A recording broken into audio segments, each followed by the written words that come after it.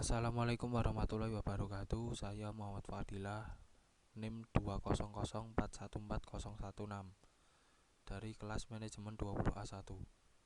Structural Equation Modeling.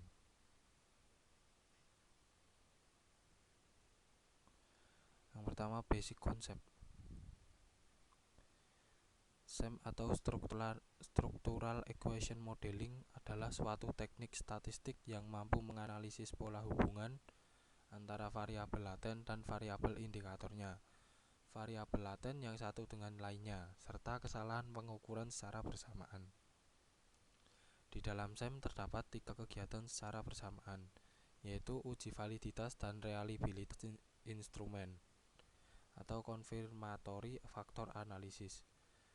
Yang kedua, pengujian model hubungan antara variabel atau path analysis. Yang ketiga, mendapatkan model yang cocok untuk prediksi, model dan analisis regresi. Selanjutnya yaitu produk brand X1.1, X1.2, X1.3.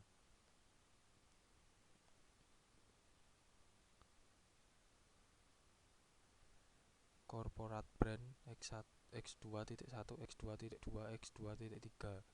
Social media marketing X3.1, X3.2, X3.3 yang terdapat menjadi satu di purchase intention Y1, Y2, Y3. Selanjutnya yaitu outer measurement model. Terdapat purchase intention Y1, Y2, Y3 bagi menjadi 3, yaitu produk brand, corporate brand, dan social media marketing. Selanjutnya yaitu inner structural model. Dan selanjutnya yaitu reflective indikator dan formative indikator. Produk brand diukur oleh indikator X1.1, X1.2, dan X1.3. Konsekuensinya apabila indikator yang tidak valid maka harus dihapus. Contoh, kepuasan pelanggan diukur menggunakan kecepatan, harga, dan kenyamanan. Sosial media marketing diukur secara bersama-sama oleh indikator X1.1, X1.2, dan X1.3. Konsekuensinya apabila ada indikator yang tidak valid maka tidak boleh dihapus. Contoh, profit perusahaan itu biasanya dilihat dari ROA dan ROE. Yang kedua yaitu variation of SEM, mediating and moderating.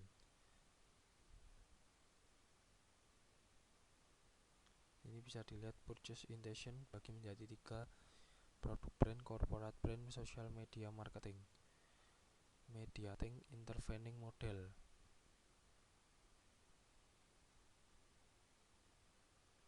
Moderating model.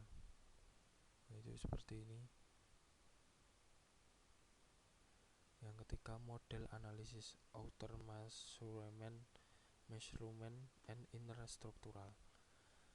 Analysis of measurement model, uji validitas, menguji apakah indikator sudah valid sesuai untuk mengukur variabel yang ingin diketahui. Convergent validity, yaitu yang pertama loading factor atau outer loading. Nilai yang dimiliki indikator, nilainya harus 0,7. Jika nilainya kurang dari itu, maka indikator tersebut harus dihapus. Yang kedua, average variance extract, nilai reliabilitas dan validitas yang dimiliki variabel. Nilai AV harus lebih besar 0,5. Jika nilainya kurang dari itu, maka indikator tersebut harus dihapus. Yang kedua, analysis of measurement model, discriminant validity. Pertama, Fornell-Laker criterion or HTMT, korelasi variabel dengan variabel itu sendiri dan dengan variabel lainnya. Korelasi dengan variabel sendiri tidak boleh lebih kecil dari nilai korelasi dengan variabel lain.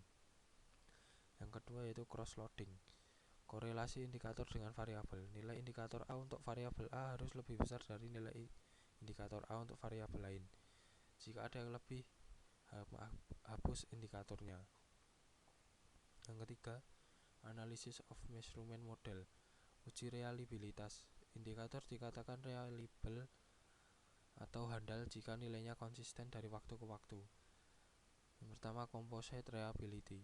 Indikator yang mengukur reliabilitas variabel berdasarkan skor komposit atau gabungan nilainya harus lebih kecil 0,7.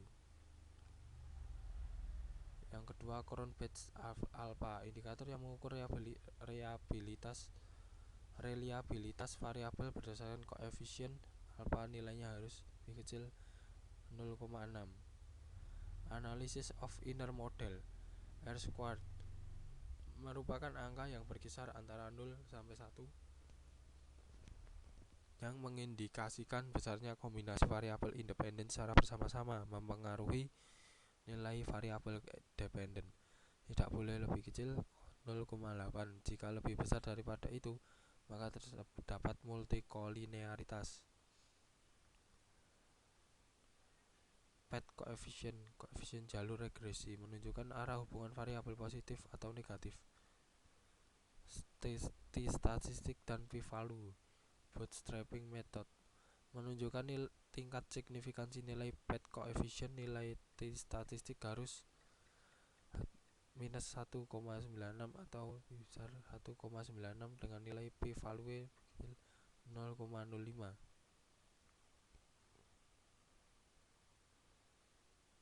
Yang terakhir, analysis of inner model predictive relevance Blindfold method. Indikator yang mengukur seberapa baik nilai prediksi yang dihasilkan dengan menggunakan metode blindfolding nilai harus lebih positif. Model fit. Indikator yang mengukur seberapa baik model yang dihasilkan. Yang pertama, chi-square. Mengikuti uji statistik tentang persyaratan signifikansi. X kuadrat diharapkan nilai X kuadrat yang kecil sehingga p-value lebih kecil 0,05. Terakhir, norm index.